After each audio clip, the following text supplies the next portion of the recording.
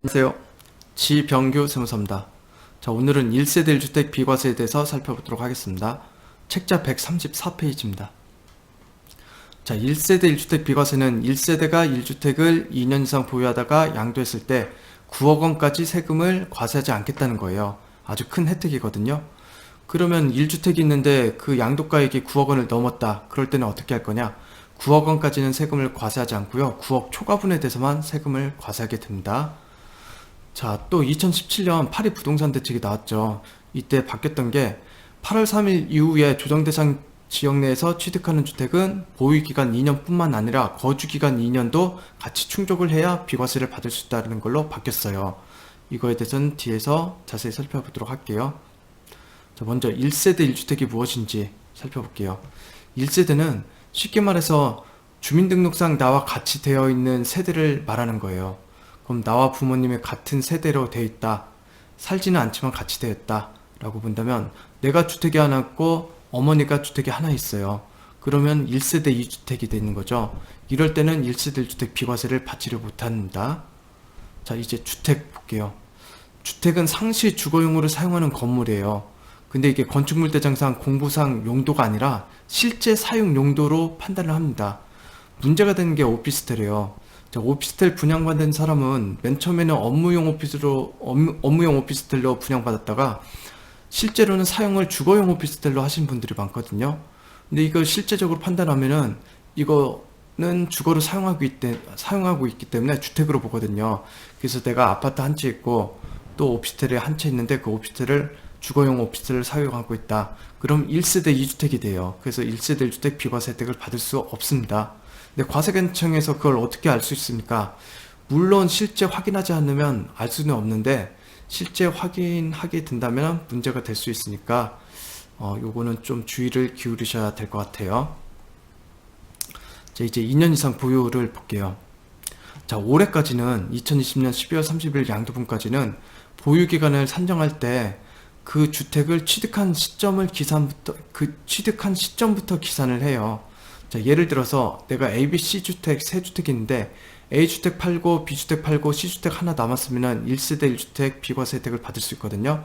근데 2년 보유기간이 충족이 돼야 되겠죠. 그 보유기간을 산정할 때 C주택 취득 1부터 보유기간을 산정하게 돼요. 근데 이게 내년부터 바뀌어요.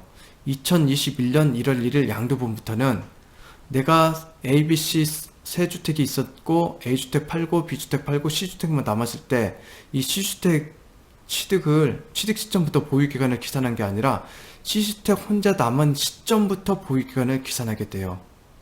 그러니까 C주택을 취득한 시점이 아니라 C주택이 혼자 남았을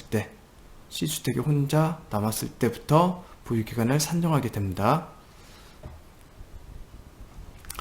자, 이제 2017년은 파리 부동산 대책에 대해서 자세히 말씀드릴게요. 2017년 8월 3일 이후 조정 대상 지역 내 취득주택은 거주 요건이 신설됐어요. 2년 보유기간 뿐만 아니라 2년 거주 요건을 충족해야 된다는 거거든요. 그럼 중요한 거는 내가 주택을 취득했을 때 조정 대상 지역이 있는지 아닌지 이게 중요한 거죠. 만약에 주택을 취득했을 때 거기가 조정 대상 지역이었다. 그러면 2년 거주 요건을 충족을 해야 되는 거고, 만약 조정 대상 지역이 아니었다. 그럼 2년 보유 요건만 충족하면 되겠죠. 그러면 내가 취득한 주택이 조정 대상인지 아닌지를 판단을 하실 줄 알아야 되는 거예요. 자, 조정 대상 지역에 대해서 한번 정리를 해봤거든요. 같이 보도록 할게요. 자, 1차가 2017년 9월 6일 날에 지정됐어요. 서울특별시하고 세종시는 전 지역이고요. 경기도는 과천시, 광명시, 성남시, 고양시, 남양주시, 하남시, 동탄이 택지개발지구, 부산도 해운대구, 연제구, 동래구, 남구, 부산진구, 수영구, 기장구 이렇게 지정이 됐었고요.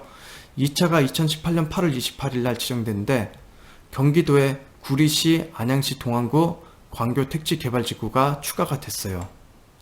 자, 3차가 2018년 12월 31일 날인데 경기도에서는 수원시 팔달구, 용인시 수지구, 기흥구가 지정이 됐고요. 부산광역시는 원래 연제구, 동래구, 남구, 부산진구, 수영구, 기장구, 해운대구가 원래가 있었는데 이게 3개로만 축소가 됐어요. 나머지는 해제가 된 거예요. 부산광역시는 해운대구, 동래구, 수영구만 남고 나머지는 해제가 됐습니다.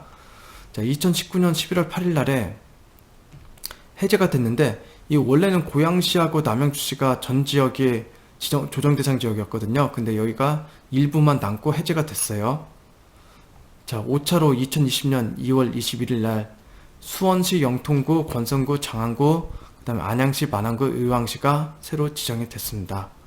자, 그러면은 자, 부산광역시를 볼게요. 부산광역시가 2019년 11월 8일 날에 해제가 됐어요. 그러면 내가 부산에서 주택을 취득했는데 2019년 10월에 취득했다. 이러면은 2019년 10월은 아직 조정 대상 지역에 해당이 되는 거죠.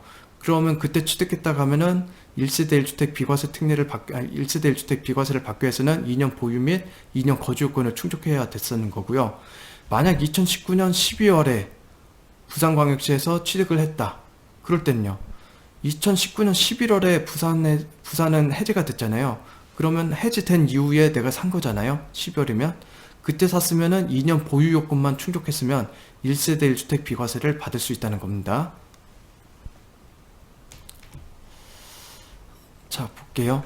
2017년 8월 2일 이전 취득 분양권하고 조합원 입주권도 여기 거주권 적용을 여부를 받느냐, 이게 좀 문제가 된 적이 있어요. 자, 처음에 나왔을 때는 2017년 8월 2일 이전에 취득한 주택하고 2017년 8월 2일 이전에 매매 계약을 체결하고 계약금을 지급한 사실이 증빙서류에 확인된 주택, 이 주택에 대해서는 2년 거주 요건을 충족하지 않아도 된다라고 됐어요. 근데 여기에서 말하는 주택 안에 분양권과 조합원 입주권이 포함이 되느냐, 요거에 대해서 논란이 있어가지고 이 기재부에서 해석을 냈어요. 주택 분양권 및 조합원 입주권을 보유한 세대가 2017년 8월 2일 이전에 매매 계약을 체결하고 계약금을 지급을 했다면 1세대 1주택 비과세 거주 요건을 적용하지 않아도 된다고 판단을 했습니다. 그래서 2017년 8월 2일 이전에 취득한 주택이나 아니면 그 이전에 계약금을 체결하고 계약금을 지급한 사실이 있는 주택뿐만 아니라 분양권, 조합원 입주권은 2년 거주 요건을 충족하지 않고 2년 보유 요건만 충족하면은 1세대 1주택 비과세를 혜택을 받을 수가 있는 겁니다. 자, 오늘은 여기까지 살펴봤고요. 다음 시간에 1세대 2주택 비과세 특례에 대해서 살펴보도록 하겠습니다. 네, 수고하셨습니다.